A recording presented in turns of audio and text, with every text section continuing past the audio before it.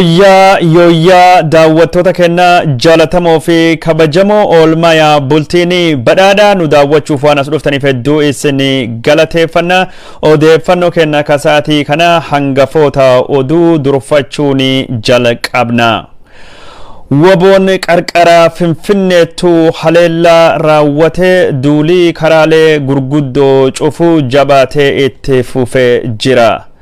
Abiy Ahmedi himali gara biyya Turkiitu inni godhe milkii malee xumurame. Yaaliin araara buusuu ka Ameerikaani godhaa jirtu fashalaa'e. Waraanii naannoo Tigraahii itti fufee jira. Hoggansi naannoo Amaaraa baqachaa jiranii. Walitti bu'iinsi humnoota naannoo Amaaraatii fi waraana raayyaa ittisa biyya jidduutu gabaafamaa jira. Naannoo Somaalii keessatti mormiin uummataa bal'aanii dhoohe. Benishangul Gumuzii keessatti riphee loltoonni haleellaa dhaqqabsanii lafa babal'oo to'achuu isaanii addeessanii jiran. Roobni guddaan cabbii wajjin bu'ee lolaa uumanii Finfinnee keessatti namoonni 8 du'anii jiran. Daawwattoota keenya jaalatamoo fi kabajamoo kunneen matoota oduu keenya kasaatii kanaati gara bal'ina oduutu isin dabarsina. Waboon qarqara magaalaa Finfinneetu haleellaa geggeesse. Haleellaa kana bakkiitti geggeesse sulultaa kiiloomeetirii 20 magaalaa Finfinnee irratti. Waboon jaarmayiinsa isaa kan naannoo kana keessa socho'aa jiruun raayyaa ittisa biyyaatii fi milishoota OROMIYA ka magaalaa sulultaatii fi qarqara suni qubatan irrattu haleellaa warri hin eegin dhaqqabsuudhaan diina barbaadeessee jira jedhama. Waboon qarqara Finfinnee kiiloomeetirii 20 magaalaa Finfinnee magaalaa gudditti Itoophiyaatiif Oromiyaatiif akkasumas teessoo gamtaa Afrikaatiif fi kawaajira mootummoota gamtoomanii hedduu keessa qabdu qarqarattu haleellaa gosa kana dhaqqabsuun waboon hagame tokko akka jabaatee garsiisaa jedhamee jira. Waboon magaalaa sulultaa qofa osoo hin taane qarqara magaalaa sulultaa akkasumas godina addaa Oromiyaa naannawaa Finfinnee magaalaa akka Burraayyuu, Sabbata, Daalatti qarqara kanattu yeroo adda addaa haleellaa fudhachaa jira. Haleellaa tanammaan tana cimsee jabeessee akka itti fufu dhagahame. Gara biraatiin ammoo tarsiimoon waboon karaalee gurguddaa cufuu jabaatee akka itti fufu gabaafame. Odeeffannoon dhufaa jirtu akka addeessituttu karaan naannoo Amaaraa gara Shawaa Kaabaatiin Finfinnee walitti fiduu haga ammaan tana cufamee jira. Karaan kun sigigaachuu lafaatiin cufame torban tokkottu dhiyaata haga cufame ammaan tana banamuu fi carraaqama jira jedhee mootummaan Itoophiyaa gabaasullee waboon karaa kana bakka daddattu cufuudhaanii hawaasa naannoo kana uummata nagayaa malee raayyaa ittisa biyyaatii fi tajaajila waraana karaa kanattu akka hin gargaaramne godhee jira jechuudhaanii odeeffannoon afaan Finfinneetii baatu akkasittuu addeessiti. Gara biraatiin Oromiyaa dhihaa naannolee adda addaa keessatti waboon karaa cufuu cimsee itti fufee jira. Haaluma kanaanii karaaleen waboon cufee godina Wallaggaa lixaa, Wallaggaa bahaa, Horroo Guduruu fi Qeellam Wallaggaa keessatti yoo ta'u fakkeenyaaf karaa Noonoo Qumbaa, Qondaala, Gidaamii, Aayiraa, Gullisoo, Ganjii, Qilxuu, Qeellamii keessatti ammoo karaa Beegii, karaa Anfilloo, karaa Gidaamiitii fi karaa Dambidolloo walitti fidu karaan guddichi achiin gara Suudaanii deemu, karaan gara Benishangul Gumuzii deemu, karaan naannoo Amaaraatii fi Oromiyaa karaa Horroo Guduruutiin walitti fidu yeroo ammaan tana waboon to'atamee jira. Haleellaa geggeessaa jiruun mootummaan Itoophiyaa yeroo ammaan tana waraana isaa ka dabalataatii fi meeshaalee waraanaa gara Oromiyaa dhihaattu fayaa waan jiruu fi akka mootummaan karaa kana itti fayyadamuudhaan haleellaa dabalataa uummata yookaan ammoo waboo irratti geggeessuu fi garaas hin dhufne godhuu fi karaan kun cufamaa jira jechuun waboon gabaase. Odeeffannoo gara biraa kaayisanii biraan geenne karaan Nageellee Booranaa keessa bahee gara naannoo Somaalii Fiiltuu fi Dooloo deemu waboon bakka daddattu cufamuun gabaafamee jira. Godina Booranaati fi godina Gujii Bahaa keessatti wobooni magaalota to'achuu BBC'n jiraattota waabeffachuun mirkaneesse. BBC'n akka jedhutti godina Gujii Bahaa aanaa Liibaniitii fi aanaa Eldalloo keessatti wobooni gandoota hedduu to'achuudhaanii bilisa baasee uummata wajjin marii geggeessu viidiyoolee miidiyaa hawaasummaa irrattu naannawaa jirtu waabeffachuudhaanii uummata naannoo suni bilbilee woboon dhugumaanuu lafa to'atee jira, uummata wajjin mariillee godhaa jira, dargaggeessa leenjii kennaa jira jechuudhaanii BBC'tu himani. Haa ta'uutii malee mootummaan Itoophiyaa yeroo ammaan tana godina Gujii Bahaa yookaan ammoo Gujii Dhihaa yookaan Booranaa keessatti bakki wobooni to'atee hin jiru jechuudhaanii odeeffannoon kunin dhara jechuudhaanii dubbatanii jirani. Akka hogganaanii godina Gujii Bahaa jedhetti wobooni bakka adda addaa keessattuu socho'aa. Bakka socho'u kan keessatti uummata dirqiidhaanii hiriira baasaa jira jechuudhaanii dubbatee jira. Kun jechuun odeeffannoo gosa mootummaan dhiyeessuu fakkaatu ofii isaaniitti uummata waan hiriira dirqiin baasaniif ummati ammaan tana hiriira bayaa jiru kunilleen woboon dirqiidhaan woboon rakkisee hiriira baasaa jira jechuun mootummaan Itoophiyaa dubbatee jira. Wobooni godina Shawaa Dhihaa keessattuu tarkaanfilee adda addaa fudhachaa jira. Godinaaleen Shawaa Dhihaa kan ammaan tana woboon akka malee keessatti socho'u keessa aanaaleen akka warra Jaarsoo, Abunaa, Gandabarati, Dirree Cinnii, Kuyyuu, Miidhaqanyii fi Nyamar akka tahe ka dubbatamu. Naannoo kan keessatti sochii wobootinii caasanii mootummaa guututti bifa barbadaahanii jira jedhamee dubbatamaa jira.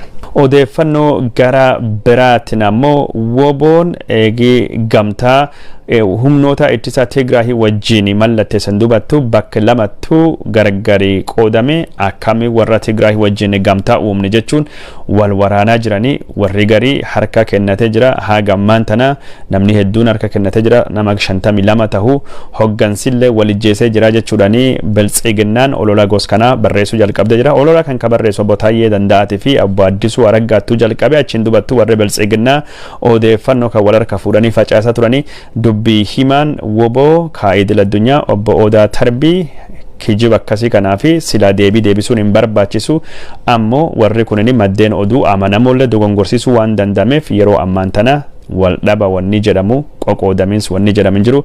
Tokkummaan woboo yeroo kamiyyuu caalaa cimaadha jabaadha jechuudhaan akkasittuu odeeffannoo dharaa kan mootummaan karaa miidiyaatiin facaasuu fi deebii kennee jira.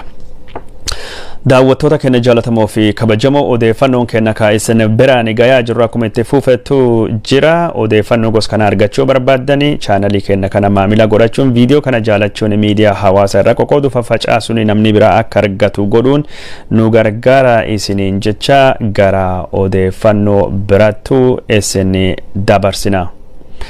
Gaazexeessonni Itiyoo Forum ka Awuloo miidiyaati fi akkasumas warri Tigraay ka magaalaa Awaash Arbaatu hidhamee ka wabiidhaan gadhiifamanii mana hidhaa irra bahanii jirani. Akka odeeffannoon Finfinnee irra dhufaa jirtu agarsiistutti gaazexeessonni Itiyoo Forum Bebe Baayuutii fi Yaayyoo Saw Shimallis akkasumas gaazexeessonni Awuloo miidiyaa Beqaal Alaamirreetu fi Faanuweel Faantuu gadhiifamanii jirani. Gaazexeessanii warra Tigraay ka miidiyaa Baayitoonaa Tseggaab Abugidaalleen gadhiifamee jira. Warri Tigraay ka biraa dhimma siyaasatiin hidhamellee mirgi wabii birriin 5,500tiin eeggamee fi gadhiifame.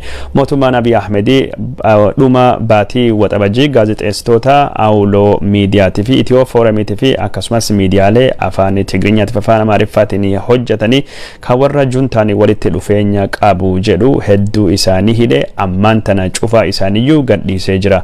Mootummaan Abiy Ahmedii waggaa tokkoon duratti Hacaaluu Hundeessaa eegii ajjeefameen duuba gaazexeessaa OMN kan tahe Mallas Dirribsaa hidhullee manii murtii yeroo 2-3 mirga wabii eeguufillee haga ammaan tana gadhiisuu didee jira. Mootummaan Abiy Ahmedii gaazexeessitoota naannoo Amaaraa ka warra Asraati TV fi akkasumas ka warra Pireesii dhuunfaa hundaa yoo gadhiisu warra Tigraayotallee ka hidhe warra Awuraambaa Times Itiyoo Foorumii akkasumas warra Awuloo miidiyaa hundaa isaanii gadhiisee gaazexeessitoota Oromoo qofa yeroo ammaan tana mana hidhaattu dararaa jira. Kunin diinummaan mootummaa Abiy Ahmedii ummata Oromoo wajjin tahuu mirkaneessa jechuudhaani dubbatamaa jira. Odeeffannoon kenna ka isin biraanii gaggayaa jirru akkuma itti fuufettu jira. Godina Shaballee magaalaa Godhe naannoo Somaalii keessatti mormiin guddaan dhohe ammaan tana gara naannoo Somaalii bakka daddatu babal'achaa jira. Mormiin guddaan dhohe kunini ummati waggaa hundeeffama dhaabbata adda bilis baasaa ummattoota Ogaaden ONLF kabajuu fi wayitaa bahetu mootummaan Mustafee Umar deeggartoota junta yookaan ammoo hiwwaate jechuudhaani hiriira akka hin baane raayyaa ittisaa biyyaati fi liyyuu haayilii Somaalee itti ergee bittinneessa. Ummati kanaan aare hiriira kana gara mormii cimaattuu deebisanii mormiin kunini gara hokkara guddaattuu jijjiirame yeroo ammaan tana magaalii Godhe akkuma jirtuuni raayyaa ittisa biyyaati fi liyyuu haayilii Somaaliitiin weeraramtee jirti. Magaalii Godhe keessattuu kaka'e mormiin kun ammaan tana gara magaalota godinaalee naannoo Somaalii adda addaa keessattuu bibittinnaawaa yookaan faffacaawaa akka jiru kadhagame. Haa ta'uutii malee mootummaan naannoo Somaalee karaa miidiyaa Itoophiyaatiin odeeffannoo gadhiisanii naannoo kan keessatti warra juntaa gargaaruu fi naannoo kana gara hokkarattu deebisuu fi sabaa fi sablammii fi akkasumas gosoota Somaalii adda addaa jidduutti walitti bu'iinsa uumuu fi warra socho'an irrattu tarkaanfiin seeraa fudhatamee namni hedduun hidhame jechuudhaani gabaase. Aktivistoota fi warri mirgoota ilmaan namaatiif falmanii kan naannoo Somaalii odeeffannoon isaan kennaa jiranii adda ummati akka hiriira hin baane dargaggeessi waraana deemuu didati yeroo ammaan tana waan adda bilisummaa ummata Ogaaden wajjin tahee falmii godhaa jiruu fi falmii gos kamiyyuu Mustafeen ukkaamsuu fi ummata nagayaa hidhaa jira jechuudhaani. Naannoo Somaalii keessatti yeroo ammaan tana rakkoon siyaasaa guddaan akka jirtu ka dubbatamu. ONLF warra Tigraahii wajjin gamtaa federaalistoota uumuu danda'a sodaan jettullee yeroo ammaan tana siyaasa Somaalee ka paartiin biltsiginna naannoo Somaalee yookaan ammoo paartii Dabarwaaqoo jedhamu bulchuu birattuu akka uumamee jirullee dhagahamee jira.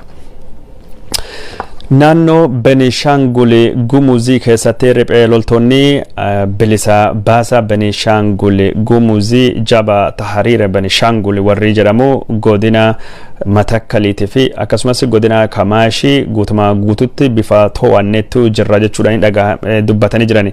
Riphee loltoonni kun akka jedhamutti yeroo ammaan tana riphee loltoonni Suudaanitu leenji'anii ka dargaggeessa hedduu uf keessaa qabu daanga kana keessattu milishoota Itoophiyaa kaasii jiranii fi humnoota naannoo Amaaraa barbadeessine lafa kenna bilisoomsachaa jirra jechuudhaani ibsa baasanii. Ibsi isaan baasan kanaani waraana naannoo Tigraayitti gaggeeffamaa jirullee keessatti dargaggeessi Benishangul akka hirmaachuu hin qabne yaamicha dhiyeessanii jiran. Dargaggoonni Benishangul mirga keessanii fi falmadha lafa keessanii weerartuu Amaaraa irra ittifadha warra ristii deeffannaa jedhuu fi ristii isaanii deebisuu fi wanni isaan dhumattanii fi hin jirtu jechuudhaani dubbatan. Mootummaan Itoophiyaa gara miidiyaa isaatiin riphee loltoota Benishangul Gumuzii ka warri Tigraahii gargaaru naannoo kana nagaa dhowwuu fi qophaa'anii hedduu isaanii to'annoo jala oolchine jechuudhaani gara miidiyaa isaatiin gabaasuun torban kana keessattuu ni yaadatama. Odeeffannoo kenna gara biraatini waraanii naannoo Amaaraatii fi Tigraahii jidduutu gaggeeffamaa jiru hammaatee itti fufee jira. Riphee loltoonni naannoo Tigraahii waraana gaggeessaa jiraniin godina Gondarii kibbaa gudditti kataate Dabre Taaborii to'achuudhaani gara magaalaa Warataattu akka duulaa jiranii. Warataan to'atamte jennaan gara Gondariitii fi gara Bahar Daarittu karaa walitti fiduu to'achuu akka danda'anii gara Bahar Daaritti duuluu akka danda'amu gabaasne turre. Har'a ammoo riphee loltoonni naannoo kana qabatanii magaalaa biraa to'annoo jala oolfachuun warra dhagahamee jira. Magaalii isaanii to'atanii kunini kiiloomeetirii 15 akka magaalaa Dabre Taabor irraa fagaatu ka dubbatamu. Magaalii kun maqaan isii Farxanii yoo jedhamtu. Farxanii gaarranii kaabaa ka gaarii guna guddichi biraa jiru irraa lafa gabbuuti yoo taatu, Farxan irra karaan gara warata irraan gade yookaan gara gaditti qofa deemu waan taateef bakki naannoon Amaaraa warra Tigraay dhaabuu dandeettu ittisuu dandeettu kadhuma gara gubbaa irra gara fiixee ka jirtu magaalaa Farxan kan turte. Magaalii kun yeroo ammaan tana warra naannoo Tigraayitiin guututti to'atamuun dhagahamee jira.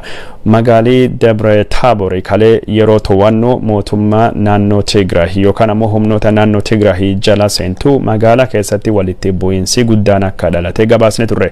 Walitti bu'iinsi guddaan kunini milishoota Amaaraa faannoo Amaaraatii fi raayyaa ittisa biyyaa jidduutti akka tahillee dhagahamee jira. Hoggansa naannoo kana ka godina ka gara Gojjami Bahar Daaritti baqatuu fi faannoo jidduutti walitti bu'iinsi hamaan akka turellee dhagahamee jira. Maaliif jennaan warri kunini akka gara Gojjami hin baqanne faannoon karaa cufe haleellaa irrattu dhaqqabsa akka ture ka dubbatamu. Ajajaan dhibbaa Faante Mabrahaatu ka jedhamu kalee yeroo humnoonni ittisa Tigraay magaalaa kan to'atanii karaa warra kan garsiifte odeeffannoo basaasa warra dhiyeessite jechuudhaani faannoon ejjeesuu isaa dhagahamee jira. Reeffi isaa karaa gubbaattuu gatamee akka hin fuudhamne godhame. Reeffi isaa asfaaltii irrattuu gatamee warri biraa ka warra Tigraay wajjin hojjechuu barbaadu yookaan ammoo basaasuu fedhu akka jechuun waan kan irraa baratamuuf goonee jedhamee dubbatamaa jira. Namni kunini ka jalqabaati miti naannoo kan keessatti hoggansa guddaa faannoon fixe yookaan ammoo ejjeese jedhama. Warra Oromollee dabalate wayita magaalaa Waldiyaa keessa raayyaan ittisa biyyaa Itoophiyaa gadhiisee bahu hoggana waraan suni ka ture Kolonel Bazzuu Qumbii nama jedhamu gara qarqara Hayiq magaalaa naannoo Amaarattu faannoon Amaaraa ejjeesuu kanaan dura gabaasuun kenna ni yaadatama. Odeeffannoo gara biraatiin ammoo dirree waraana irrattu injifannoo kadhabanii warri Amaaraa hedduun isaanii gara biyya alattu baqachaa jira. Odeeffannoon jettulleen ammaan tana babal'achaa jirti. Akka odeeffannoo kanaatiin kadhiyoo kana dirree waraanatti duulee lafa Amaaraa bilisoomsa jedhe abbaan qabeenya naannoo Amaaraa ka baankii keessa liqii bifa saamicha fakkaatu argachuun beekamu obbo Warquu Ayiteenaaw maatii isaa guurratee gara biyya Jarmanii magaalaa Firaankifuurtiitu baqatee jira. Odeeffannoo jettutu jira. Gaawonni naannoo Amaaraa hedduun isaanii paaspoortii isaanittu viizaa biyya Raashiyaa, biyya Jarman, biyya Chaayinaatii fi biyyoota adda addaa baafachuun isaanillee dhagahamee jira. Gara biraatiin ammoo magaalii warata eegii to'atamte Bahar Daar irraa kiiloomeetirii 100 qofa fagaatti. Bahar Daar magaalaa gudditti naannoo Amaaraati. Riphee loltoonni naannoo Tigraay magaalaa kan haleeluu danda'an waan jedhuuf mootummaan naannoo Amaaraa Isaayyaas komaandoo addaa ka magaalaa gudditti naannoo Amaaraa weerara warra Tigraay irra eegu akka bobbaasuuf gaafachuulleen dhagahamee jira. Daawwattoota keenya jalatamoo fi kabajamoo naannoo Amaaraa keessatti waraana gaggeeffamaa jiruun ummati buqqa'ee 500,000 oli tahuu gabaafamee jira. Ummati waraana kan jala dhiyeessuu hin qabu keessattuu raayyaan ittisa biyyaa milishoonni Amaaraa liyyuu haayilii fi faannoon baqachuu hin qabu. Namni baqatu sanyiin isaa abaaramaadha. Sanyiin nama kana yoo fuutanii ka hortanii dhaltan taate saree gurraacha dhala jechuudhaani abbootiin amantii ortodoksii ka naannoo Amaaraa abaaru yookaan ammoo arrabsuun dhagahamee jira. Ammaan tan akka qoosattu tahee haga qeesonni kunin yookaan abbootiin amantii kunin nama baqatuun saree gurraacha dhala jedhanii arrabsaniin ummati naannoo Amaaraa 500,000 baqatee jira yoo akkam xiqqaate. Sareen 500,000 naannoo Amaaraa keessa dhalachuu deemti. Kanaafuu ministirii dhimma saree gurraatti to'ata yookaan ammoo dhimma saree gurraacha naannoo Amaaraa keessatti dhalachuu deemutti jirtu kan to'ata hundeeffamuu qaba. Lakkoofsi saree gurraatti naannoo Amaaraa keessatti baay'achuun Itoophiyaa fi naannoo Amaaraa yaaddessee jira jechuudhaani feesbuukii gubbaatti namni miidiyaa hawaasaa gubbaatti qoosa barreessaa jira. Amaarii gara Oromiyaa baqachuun danda'a garuu saree gurraattiin gara Oromiyaatti haa baqattu moo hin baqattu warri jedhee qoosulleen hin jira. Oromiyaan gara laafessaa saree nama qofa miti saree illee hin mararfata. Kanaafuu sareen gurraatti illee yoo baqatte woma rakkoo hin qabdu yoo saree kennanii kaa walitti buutu taate malee jedhanii akkasittuu namni qoosaa jira. Daawwattoota keenya jaalatamoo fi kabajamoo odeeffannoon keenya ka isin biraanii gayaa jirru akkuma itti fuufettuu jira. Odeeffannoo lola naannoo Tigraayitiin walitti qabatee haala Oromoo Walloo akka malee yaaddessaa jechuudhaani odeeffannoon Walloo irraa dhufu akkasittuu addeessa. Akka odeeffannoo kanattu godina kan keessattuu aanaa daawwaa harawwaa irra dargaggeessa hedduu gara baatee gara waraanatti duula jedhanii dirqiini olii oofanii jiranii yookaan ol geessanii jiranii daangaa Amaaraa ittisuu fi ristii abbaa keessanii deebisuu fi duula jedhanii dargaggeessa dirqiini duulchisiisanii jiran.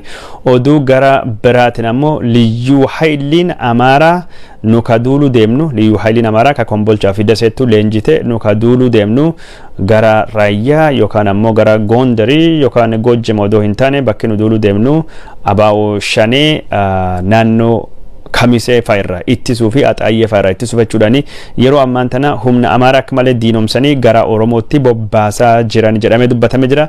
Godina Oromiyaa yookaan ammoo godina Kamisee kana karaa kibbaatiin karaa Jiillee Dhummuugatiin dargaggeessa irra qawwee hiikaa jiranii qotee horsiisee bulaaf qotee bulaa irra qawwee hiikaa jiranii maal jennaan abaa'oo shanee gargaartanii axaayyee weeraruu dandeettanii yookaan ammoo aanaa Ifraataa fi Gidam yookaan ammoo aanaa Baasotii fi waraan naannoo sanii ka jiran naannolee Shawaa Kaabaa ka Amaaraa weeraruu dandeettan jedhanii qawwee irraa guuraa jiranii. Gara biraatiin ammoo odeeffannoon aktivistoonni Affarii nu ergaa jirtu sodaanii guddaanii jiru ummata Oromootii fi ummata Affarii walitti buusuu fi carraaqaa jiranii. Ummata Affarii ka ammaan tana gara Hedada Awaashitii fi Awaashii qubatu gara lafa Oromoo Walloo san akka deemanii duulanii godhaa jiranii. As warri kunini ummata junta wajjinii gamtaa uume lafti kun keessanii fudhadha jechuudhaani warri Amaaraatii fi warri achi jiranii Kaabii Ahmedii faati warra Affarii onnachiisanii Affar ammaan tan nu weeraruu dandeetti nu ammoo ofirraa ittisuu hin dandeenyu qawwee nurraa hiikanii nurraa guuranii jiran jechuudhaani odeeffannoo warri Walloo kun nu biraan gaanii jiranii. Walloo yeroo ammaan tana rakkoo keessa jirti beela hamaattu jira hanqina roobattu jira awwaannisattu ture awwaannisa alattu ammoo yeroo lama sadii waraan naannoo Amaaraa wajjin geggeessine walitti bu'iinsa Affarii wajjin geggeessinetu jira. Uummanni keenya rakkoo gos kana hama keessa jira. Oromoon nu quba haqa baattu jechuuni odeeffannoo kana achirra nu biraan gayani. Hardha Oromiyaa magaalota adda addaa keessatti duulii gamtaa shaneetii fi juntaa qaama mootummaan ittiin jedhe balaaleffatuu fi waraana mootummaan isaa irratti geggeessaa jiru deeggaru geggeeffamee jira. Hiriira kana bakka hedduutti mootummaan dirqiin geggeesse warri hiriira kana hin baane maallaqaanii adabama warri ammoo mootummaa ka hiriira kana bahu akka minda yookaan ammoo durgooni guyyaa kaffalameefillee dubbatamee jira.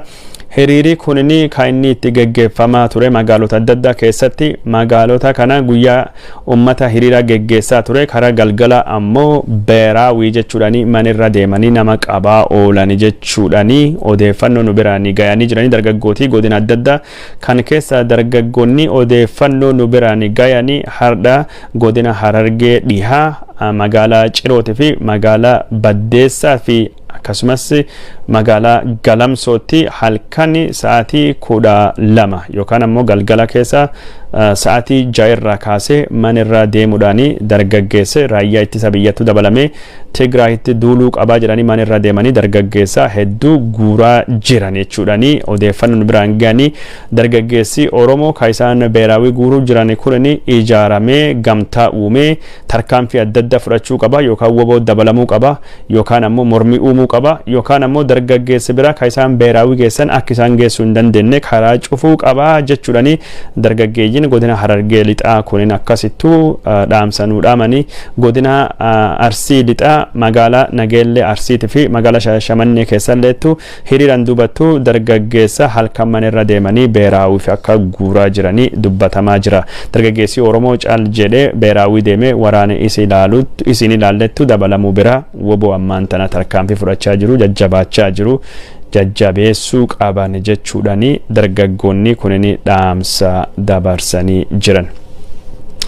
daawwattoota keenya jaalatamoo fi kabajamoo odeeffannoon keenya isin biraanii gayaa jiru gara dhumattuu deemaa jirra magaalaa Finfinnee keessatti rooba hamaa cabbii dabalatee roobeni namni 8 ajjeefamee jira. maatiin nama tokko abbaa haadha fi ijoolleen lolaanii ganda makkanniisa jedhamu keessatti akka dhumattee addeeffamee jira. lolaanii guddaan ammaan tana Finfinnee keessatti dhatee kamana hedduu liqimse kunini akka malee hammaachuu akka dandayu dhaabbanni meteoroloojii Itoophiyaa dubbatee jira. roobii guddaani torbaan kana naannoo kan keessatti akka roobuu dandayu raagamee jira. odeeffannoo gara biraatiin ammoo lakkoofsi ummata beelawanii ka Itoophiyaa akka malee dabalamuun dubbatamee jira. dhaabbanni gargaarsa mootummoota gamtoomanii yeroo ammaan tana ijoolleen naannoo Tigraahii 100,000 gargaarsa namoomaa hatattamaa akka barbaadan dubbate. Tigraahii keessatti qofa uummanni miliyoonii 5 gargaarsa namoomaa akka barbaadu dubbate. Itoophiyaa godinaalee fi naannolee adda addaa keessatti beelii akka hammaachaa jiru dhaabbanni gargaarsa mootummoota gamtoomanii oochan barreessa. odeeffannoon keenya ka isin biraanii gayaa jiru akkuma itti fuufettu jira. dippiloomaatonni mootummaa Abiy Ahmedii ka cufaatii embaasitiin hin gammanne lama kooluu galtummaa gaafatanii jirani. embaasii Ameerikaa ka Washington DC'ttu obbo Asaffaa Nuguseetii fi qoonsilaan duraanii ka Minisootatii fi akkasumas ka magaalaa Chaayinaa Guangdong tajaajilaa ture obbo Unetu Billaata dabalaa lachuu warra tarkaanfii fudhatame kana mormuudhaanii Ameerikaa kooluu galtummaa gaafachuun warra gabaafamee jira. mootummaan Itoophiyaa mishiinotaa fi embaasota isaatii fi qoonsiloota 60 keessa 31 cufuun isaa gabaafamee jira. cufamuun kunniin dippiloomaatota birattu mormii guddoo kaase. dippiloomaatonni Awurooppaa, Eeshiyaa, Afrikaa fi Ameerikaa jiran hedduun isaanii biyyattuu deebi'uu diduudhaanii kooluu galtummaa akka gaafachuu dandayanii odeeffannoon faffacaawaa jira. gara biraatiin Abiy Ahmedii himalli inni gara Turkiitti godhee hin milkoofne. himalli gargaarsa meeshaa waraanatii fi diroonota argachuu fi Abiy Ahmedii gara Turkiitti godhee pirezidaantiin biyya Turkii Recep Tayyip Erdogan oduu hin fudhanne akka hafe ka dubbatame. Erdogan Abiy Ahmedii meeshaa waraanatiin gargaaru yookaan maallaqa kennuuf osoo hin taane waraanni Tigraahii akka karaa nagayaatiin dhumatu rakkoo Suudaan wajjin Itoophiyaan qabdu karaa nagayaatiin akka dhumatu jaarsa araara tahee akka gargaaru fedhu dubbatee jira. mootummaan Itoophiyaa karaa miidiyaa isaatiin ministeerii raayyaa ittisa biyya Itoophiyaa Dr. Kana yaadataa waliigaltee waraana ministeera ittisa biyya Turkii wajjin mallatteesse ka jedhu odeeffannoon kunniin akka dhugaa hin taane maddeen amanamuun adda adda gabaasaa jirani. maddii oduu biyya Turkii Anadolu websaayitii fi tiwiiteriin pirezidaantii Turkii akkasumas Al Jazeera, Daily Mail, TRT fi chaanaliin A jedhamu ka biyya Turkii ka odeeffannoo faffacaasan waliigalteen Itoophiyaa fi Turkiin mallatteessite yookaan ammoo gargaarsi meeshaa waraanaa ka Itoophiyaan Turkii irraa argattu akka hin jirre hagammaan tanattu ka barreessaa jiran. ergamaan addaa pirezidaant Joo Baayiden ka araaraa fi gara Itoophiyaa dhufee Abiy Ahmediitiin wal arguu hin dandeenye. ergamaan kun torbaan tokkoo fi Itoophiyaa ture. haalii waraanii naannoo Tigraahiitiin dhumatuuf haala mijeessaa jedhamee yaadamullee himalli isa kun bu'aa waan hin buusne fi akka addaan citu mootummaan Ameerikaa murteessee jira jechuudhaani maddeen amanamuun tokko ammumaan tanayyuu odeeffannoo facaasuu jalqabanii jirani. Abiy Ahmediitiin wal argee ka haasa'uu barbaadee ambaasaaddarri kun isaa waliin agarree ka inni itti wal argee itti aanaa muummicha ministeeraatii fi ministeera haajaalaa Itoophiyaa obbo Dammaqee Mokkonniniiti. obbo Dammaqee Mokkonnin waraana naannoo Tigraahii keessattuu geggeeffamaa jiru karaa nagayaatiin waraanii kun akka furatuu fi mariin akka jalqabu odoo hin taane mootummaan Ameerikaa warra Tigraahii kana maalii fi shororkeessitoota hin jenneeni shororkeessitoota jedhi yaami badii warri dhaqqabsaa jiru duula warri naannoo Amaaraa irratti geggeessaa jiru rakkoo namooma ka uumamaa jiruu fi weeraraa isaanii kan Ameerikaan ma hin balaaleffannee gaafii jettu Ameerikaa gaafatan. Ambaasaadder Jeffrey Feltmanii warra Tigraahii ilaalchise miirii mootummaa Itoophiyaa nu gala garuu rakkoon guddoon waraanii ammaan tana geggeeffamaa jiru kun badii kan caalaa akka hin dhaqqabsine furuudha jechuudhaani dubbate. Haa ta'uuti malee mootummaan Itoophiyaa waraana ammaan tana geggeeffamaa jiru kana dhaabuu fi akka fedhii hin qabne ka dubbatama. Abiy Ahmed kanaan dura Samantha Power ka gaafisiin dhuftittiin dubbachuu didate Feltman dhufeennan guyyaa jalqaba Eertiraa deeme guyyaa lammaffaa Turkii deeme isa wajjin dubbachuu fi fedhii hin qabu jedhame akkasittu dubbatamaa jira. Daawwattoota keenya jaalatamoo fi kabajamoo yooyyaa miidiyaa irraa odeeffannoon isin biraan gayaa turre kakkanuma fakkaata waan nu daawwattan hordoftanii fi waan viidiyoo kana jaalattanii chaanalii kana maamila godhattanii miidiyaa hawaasaa irratti ammoo qoqqoodanii faffacaastanii waliin geettanii fi guddoo isin galateeffanna. Odeeffannoo gosa kana sa'aatiin guyyaa isin biraan geennu waan taaneef chaanalii keenya kana lalaala.